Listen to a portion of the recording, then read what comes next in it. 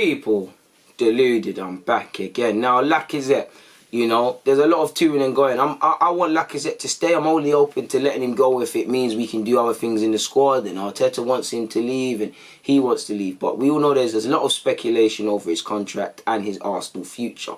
He's always linked with European clubs. He's contracted until 2022. He said he wants to stay. Mikel Arteta's hidden no secret of his admiration.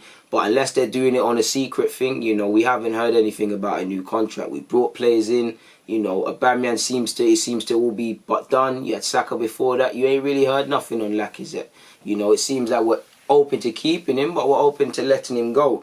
And there's always a lot of speculation.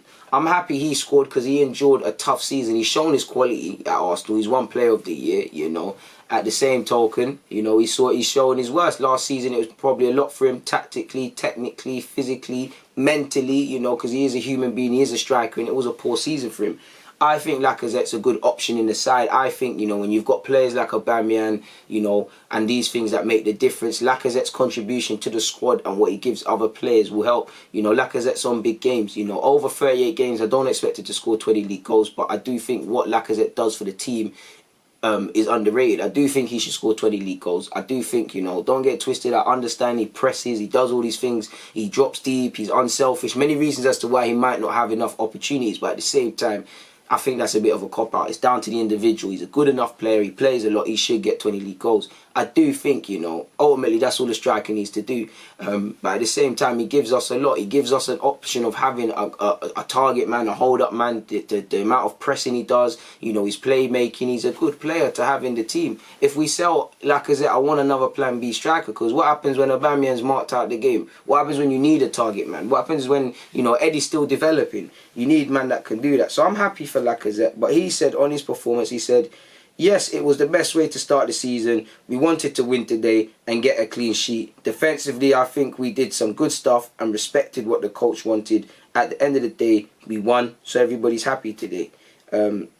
He bigged up Mikel Arteta for his constant sort of communication throughout the game. He did speak on competition for places, and he's someone that's had to contend with competition for places, If Aubameyang moves to the flank, Lacazette will probably have to drop to the bench. Eddie kept him out of the team before, So we'll have to see. He said, yes, for the club, for the team, for the club, we have a lot of big ambition. We know Oba is going to score a lot of goals this season.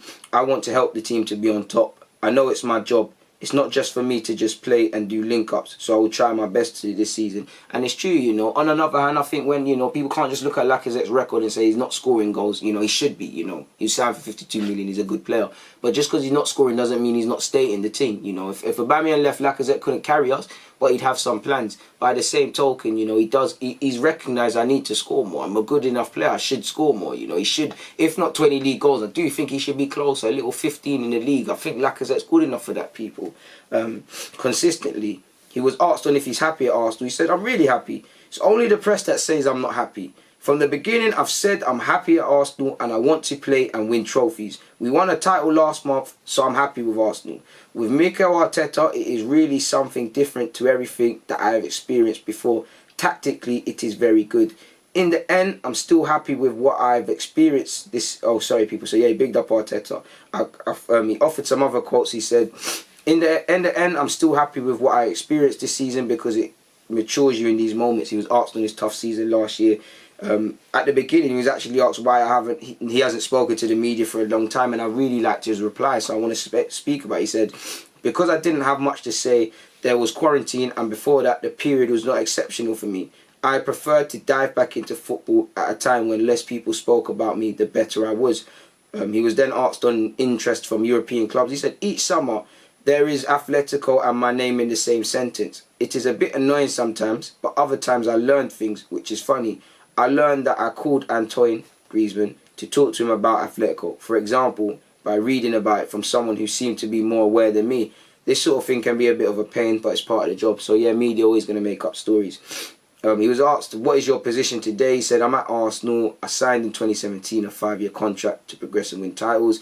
I have 2 more to come. I'm determined to stay. He was then asked, is that a definitive yes? He said yes. He said he was then asked on talk with Partey people. This was all before the game actually, and I meant to do a video on it, but with Lacazette scoring and talking with Arteta or to Arsenal, I thought let me speak about it. He said, if that is true, no, it does not make me happy. What counts is the choices that the coach makes, his belief. He's the one who makes the team, not the directors up in the offices. And I know that he believes in me. And that could be a kind of cryptic comment in the sense of the manager believes in him and plays him. But there's been no talk of a contract. You know, there's been a lot of inconsistencies in his game for as much as he's good and bad. That, you know, Lacazette does divide opinion. I think most honest people, when you consider him, you know, he's got a lot of qualities that can complement the side. But you couldn't look at him to be the guy on his own. So, and you know, for the contract he might be given, for the money he was brought in, we might say, you know what, and he's one like Guendouzi and stuff, he's one of these players that shouldn't be one of the first moved on, but if we're going to get a decent fee or just have attracted buyers allegedly, he's someone you got to look at. And he might be thinking, the board are thinking like that to rebuild, and Arteta likes me. And I know it's a bit different because he said people in the offices and we've got Vinay and stuff, but Arteta's how do I make it make sense? Arteta's opinion is more important than ever. Like, it's always been important. If he doesn't want to play at his club, he shouldn't play them. But you've seen his role move to first team manager now, not head coach. You know he's going to get more authority on the transfer front. Obviously, if he has more authority of bringing players in, he needs to be allowed to bring players out, even just for the sake of being a coach. He was then asked on the phrase used was, why do you want to get rid of Lacazette? And there have been former players like Nigel Winterburn who have underlined that Arsenal play better with you on the pitch. He said, well, obviously legends talking about him. He said, that is always nice. They really know ball and the club, and to see that they are happy with what I'm doing and what they are seeing, even if I don't score, is encouraging. My teammates too tell me that I know that I have a little bit of a different role as a number 9 now. He said, all these good things about Arteta, do you still think then when he plays the young Eddie Nketiah in your place? He says, yes, what I don't like is that I'm not playing. In those cases, but he is a very good coach tactically, and it's not that he's young. You want to play, you know. Eddie hasn't got the experience that Laka has, but you should feel offended if you haven't played. Everyone wants to play, so that's nothing wrong with that.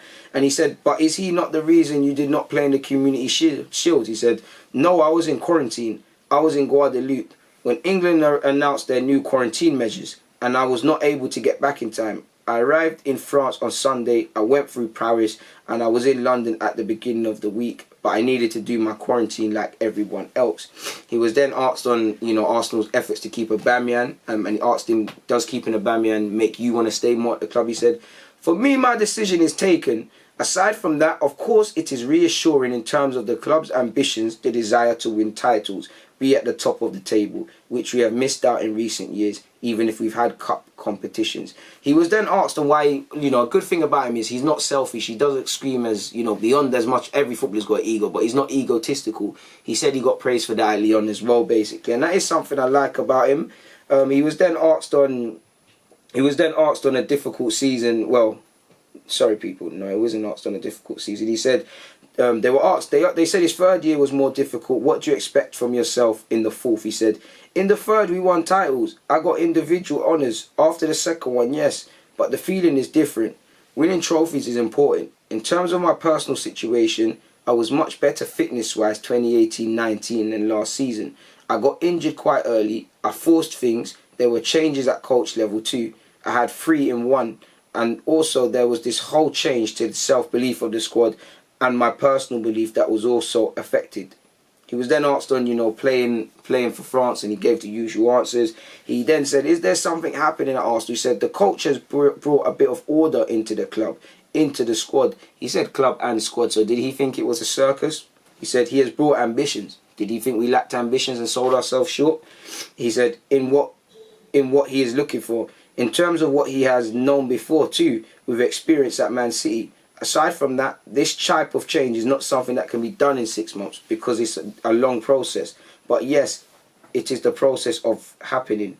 Our results in the restart and the cup provided that we could rival teams, even with a different type of football. That did a lot of good for our squad, and that's it. It's about self-belief, but it's about consistent self-belief. You gotta believe you can do it when bare man are injured. You know, when we might not have a Aubameyang, we might be going into, you know, we win this game, we get top 4. Aubameyang might be suspended or injured. Touch wood, you know. you might say, oh crap, we ain't got a Aubameyang. We're playing Man City. We ain't got a Aubameyang. You know, we've lost 20 league goals now. Can we still win? You got to believe you could do it. You got to believe that the worst members of that squad can pull you over. You know, you've got to believe in your teammates. You've got to believe in yourself. You've got to believe in the project. And you can only do this if you wholeheartedly believe. You can't fake this, people. So it's nice to see Lacazette thinks that, because I wonder what other players think that and stuff like that. But on that note, I've got nothing more to add. It's always a pleasure. DG.